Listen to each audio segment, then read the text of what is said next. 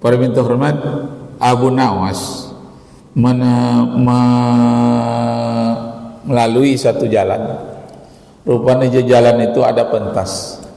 Pentas itu dihadiri orang-orang non-muslim, orang Yahudi, Nasrani, kemudian orang-orang zindik, orang-orang yang tidak percaya dengan agama apapun. Yahudi tidak, Nasrani tidak, Islam tidak. Kalau sekarang itu orang ateis lah namanya.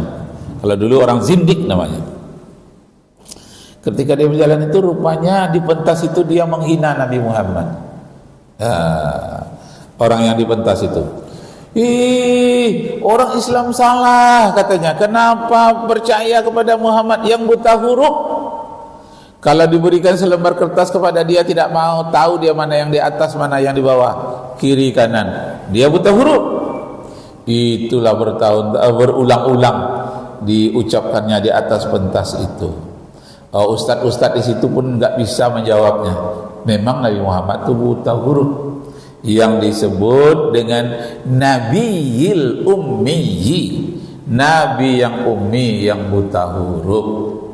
Lewatlah Abu Nawas ke sana pakai keledai, diamatinya, diulang-ulang seperti itu. Lalu dia menunjuk, Tuan, di atas pentas, boleh saya menjawab hinaan-hinaan Anda ini? Mengatakan orang buta huruf tak pantas diikuti. Masa Nabi buta huruf, tidak ngerti tentang surat. Persyaratan aja seorang orang sekarang menjadi pegawai harus pandai menulis, harus dengan ini untuk Nabi menjadi kepala negara lagi, kok buta huruf, memalukan katanya.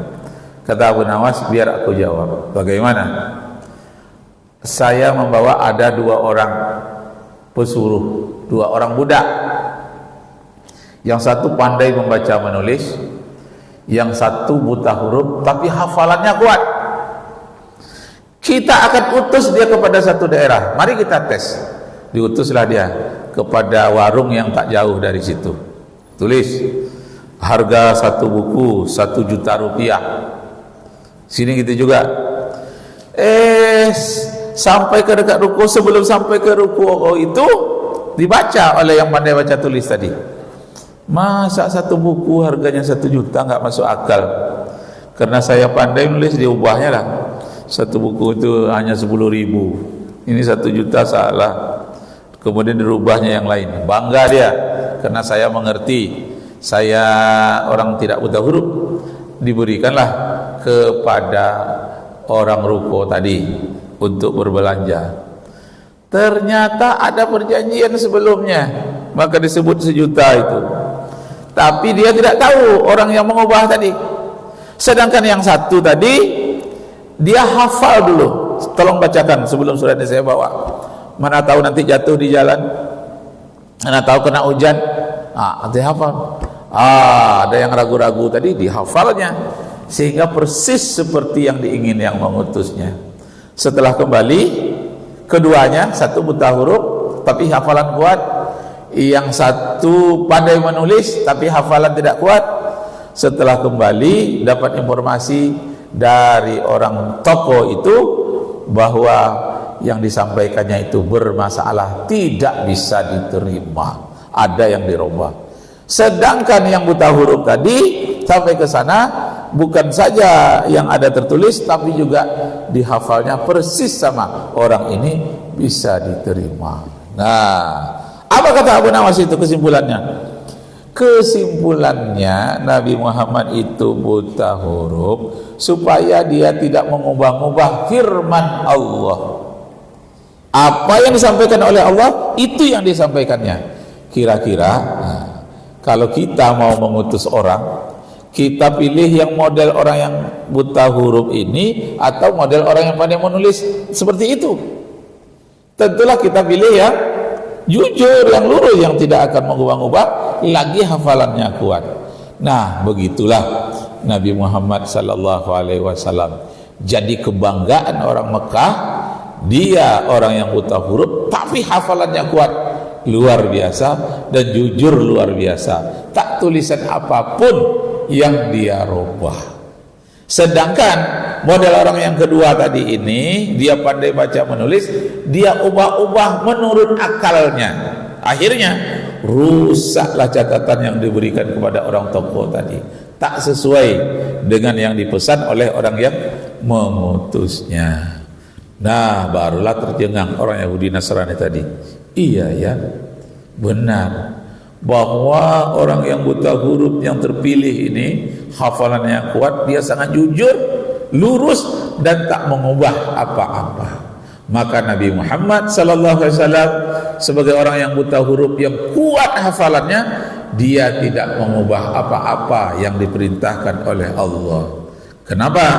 Karena memang tak punya kemampuan untuk mengubahnya. Karena apalagi dia jujur, yang disebut dengan al-amin. Jadi pada minta hormat, berbulan-bulan tak selesai di atas pentas itu apa yang dituduhkan orang kepada Nabi Muhammad. Tidak ada bisa yang jawab, tapi tuntas di tangan Abu Nawas selesai. Kenapa? Dia mempunyai suatu yang disebut dengan hikmah.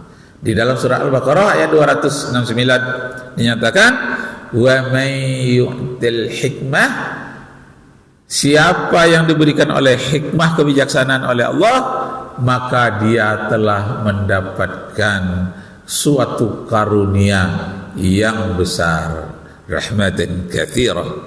Nah, mudah-mudahan kita semua di samping kita hafal ayat Al-Quran, tahu artinya, dan kita memiliki hikmah-hikmah kebijaksanaan. Arju minkum afwan in wajadtum fiha qata'at. Wabillahi taufiq wal hidayah. Wassalamualaikum warahmatullahi wabarakatuh. Oh, Ustaz. Mana Ustaz? Tadi tutup. Astagfirullah. Siapa yang ada aja lah, Pak. Siapa yang ada lah, Pak. Silakan.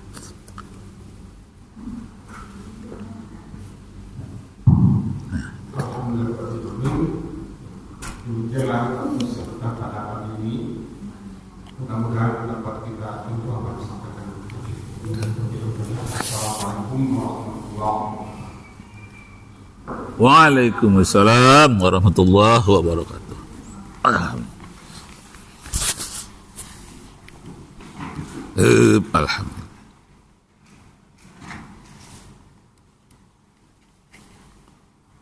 Oh.